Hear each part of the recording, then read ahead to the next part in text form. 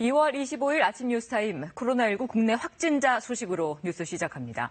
어제도 200명이 넘는 확진자가 나오면서 누적 확진자가 800명을 넘어섰습니다. 사망자도 늘어서 총 8명이 됐습니다. 정부는 국민안심병원을 운영하고 방역 마스크를 긴급 공급하는 등 방역 대책을 강화하고 있는데요. 먼저 중앙사고수습본부에 나가 있는 취재기자 연결해 보겠습니다. 천여정 기자, 우선 국내 확진자 현황부터 살펴볼까요? 네, 국내 확진자 수가 빠르게 늘고 있습니다. 어제 하루 동안만 200명 넘는 확진자가 추가로 발생했는데요. 나흘 연속 세 자릿수씩 늘고 있습니다. 어제 오후 4시 기준으로 중앙방역대책본부가 공식 집계한 누적 확진자는 833명입니다.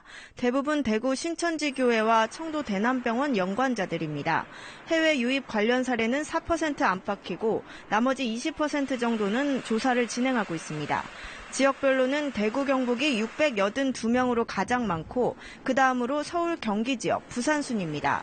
확진자 가운데 사망자는 2명이 추가돼 3명으로 늘었습니다.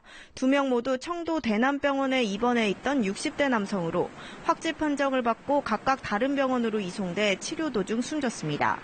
비교적 중증으로 산소 치료 중인 환자가 13명, 상태가 위중한 2명은 기계호흡으로 집중치료를 받고 있습니다. 가장 어린 확진자인 김포의 16개월 아이와 대구에서 확인된 4살 어린이 등 10살 이하 환자의 상태는 양호하다고 보건당국은 밝혔습니다.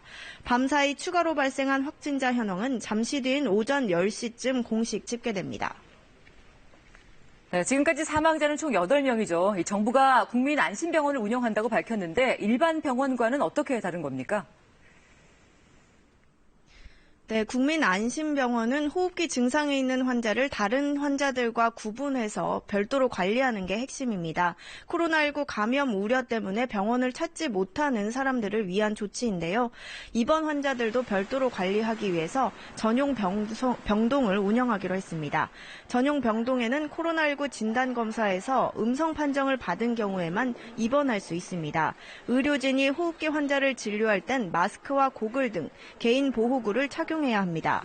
안심병원 명단은 보건복지부나 병원협회, 건강보험심사평가원 홈페이지를 통해 공개됩니다. 또 집단 감염이 발생한 대구와 경북 청도에는 보건용 마스크 100만 개가 긴급 공급됐습니다. 감염병 특별관리지역으로 지정된 두 지역의 방역을 강화하기 위해서인데요. 식품의약품안전처는 지난 21일에도 이 지역에 보건용 마스크 221만 개를 공급했습니다. 식약처는 추가적인 물량 확보를 통해 실질적인 지원 대책을 마련하겠다고 밝혔습니다. KBS 뉴스 천유정입니다.